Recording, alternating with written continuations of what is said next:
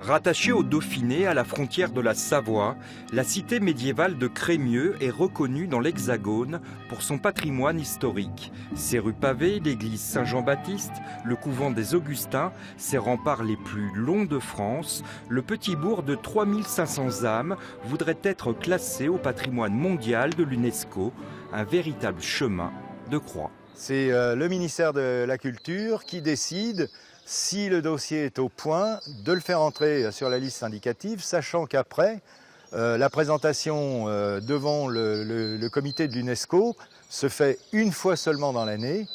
Et pour la prochaine session, il n'y a que 2 biens français qui seront présentés à Bahreïn fin juin, début juillet.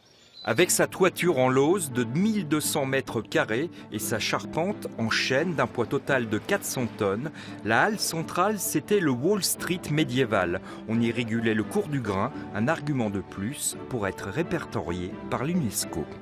À côté d'une de ces pépites, c'est une mesure à grains qui date de l'époque de la halle, c'est-à-dire le 15e siècle, 1434 pour être précis, et qui servait tout simplement à cette époque-là, puisque la halle était un marché à grains, à mesurer le grain avec des noms de mesure aussi sympathiques que la biche et la bichette, par exemple. Une biche, c'était 20 kilos de grains. À Crémieux, on a bien conscience que ce patrimoine historique vaut son pesant d'or. C'est pour ça qu'on veut avoir cette reconnaissance mondiale qui doit générer aussi de la richesse au niveau du tourisme, de l'activité économique pour les commerçants, les artisans, l'hôtellerie, l'accueil sur Crémieux, le tourisme.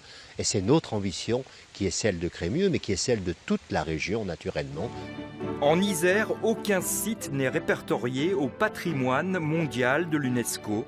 Avec ses 200 000 visiteurs par an, Crémieux rêve de ce précieux sésame. Cela va prendre encore un peu de temps.